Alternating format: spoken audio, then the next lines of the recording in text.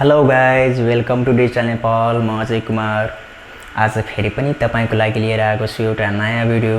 आजको भिडियो रहेको छ EDV Lottery 2022 मा एप्लाई गर्दाखेरि जुन फोटो युज हुन्छ त्यो फोटो हामी कसरी रेडी पार्न सक्छौं त्यसको बारेमा।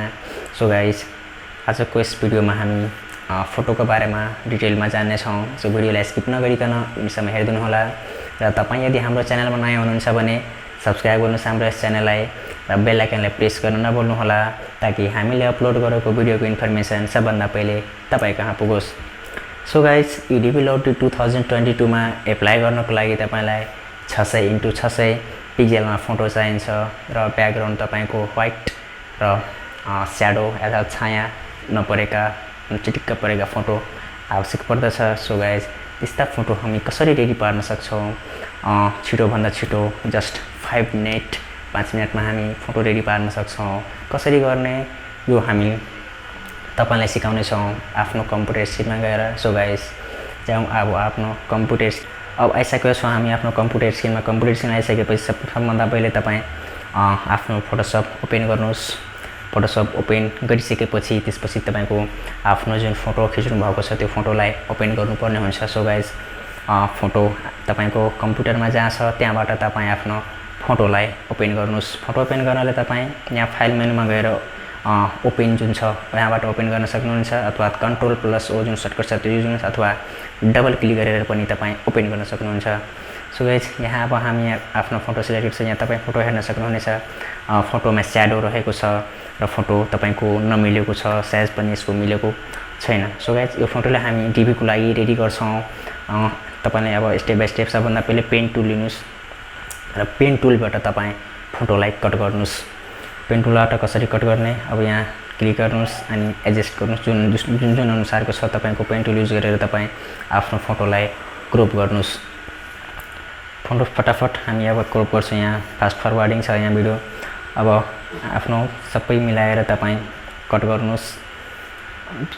यहाँ नछुटिने गरी तपाईको स्याडो जुन छ त्यो सबै हटाउनु पर्छ यहाँबाट। त्यसै भएर यहाँ पेन टुलबाट कट गरौँ। अब हामी कट गरिसकेपछि त्यसपछि मेक सिलेक्सन यहाँबाट मेक सिलेक्सन अनि एटिट्युड्सलाई 1.3 1.2।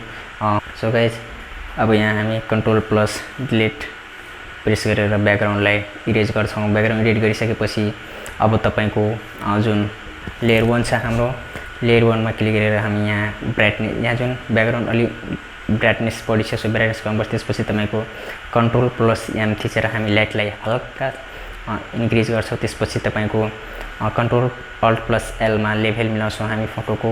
यसलाई अलिकति तपाई आफ्नो हिसाबले एडजस्ट गर्न सक्नुहुनेछ। त्यसपछि तपाईको इमेज एडजस्टमेन्ट त्यसपछि सिलेक्टिभ कलर अनि यहाँबाट रेड कलरलाई तपाई यहाँ 50 राख्न सक्नुहुन्छ। आफ्नो रिक्वायरमेन्ट अनुसार फोटो कस्तो रहेको छ त्यस अनुसार हामी यसलाई त्यसपछि येलोलाई पनि यसरी मिलाउन सक्नुहुनेछ।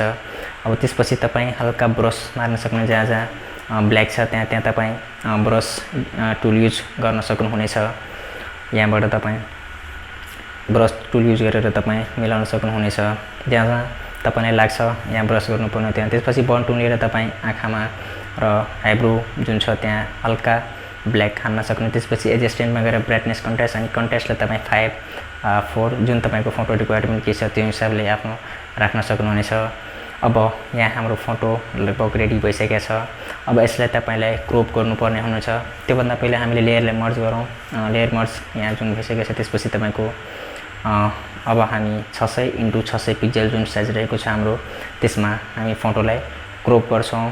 अब यहाँ हाम्रो फोटो क्रप गर्दाखेरि अहिले हामी अलि बढी नै क्रप गर्छौं र हामी फोटो टुल गरेर यसलाई पुरै साइजमा मिलाउँछौं। सो हाम्रो फोटो क्रप भइसकेको छ। अब सेभ गर्नु। सेभ यहाँ सेभ एजमा क्लिक गरेर अब आफ्नो फोटोको नाम जस्ट PP त्यसपछि सेभ गर्नु। सेभ अब गरिसकेपछि त्यसपछि आफ्नो इन्टरनेट एक्सप्लोरर जुन छ ओपन गर्नुस्। त्यसपछि यहाँ सर्च गर्नुस् EDV Lottery। अब EDV Lottery यहाँ सर्च गरिसकेपछि त्यसपछि तपाईको जुन अफिसियल साइट रहेको छ EDV को त्यो ओपन हुन्छ। त्यहाँ क्लिक गर्नुस्।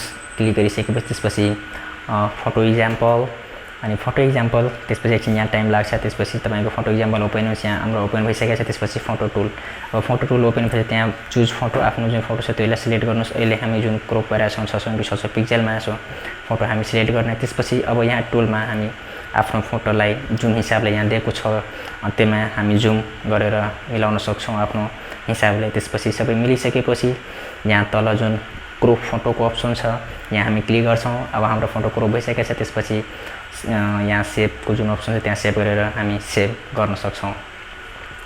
सो गाइज यसरी हामी EDV यहाँ हेर्न सक्नुहुनेछ। हामीले क्रप गरेको फोटो अब रेडी छ EDV Lottery 2022 मा एप्लाई गर्नको लागि। यहाँ पुरै ब्याकग्राउन्ड तपाईँको व्हाइट भइसक्यो। सो गाइज यसरी तपाईँ EDV Lottery 2022 मा एप्लाई गर्नको लागि आफ्नो फोटोलाई रेडी पार्न सक्नुहुनेछ। एकछिनमै तपाईँ रेडी पार्न सक्नुहुन्छ फोटोसप युज गरेर। सो गाइज यस्तै सफ्टवेयर र टेक्नोलोजीसँग रिलेटेड भिडियो हेर्न चाहनुहुन्छ भने सब्सक्राइब गर्नुहोस् हाम्रो यस च्यानललाई। आजको भिडियोमा यति नै। फेरि पनि अर्को भिडियोमा हामी भेट्ने नै छौँ। तबसम्मको लागि आज्ञा दिनुहोस्। जय नेपाल।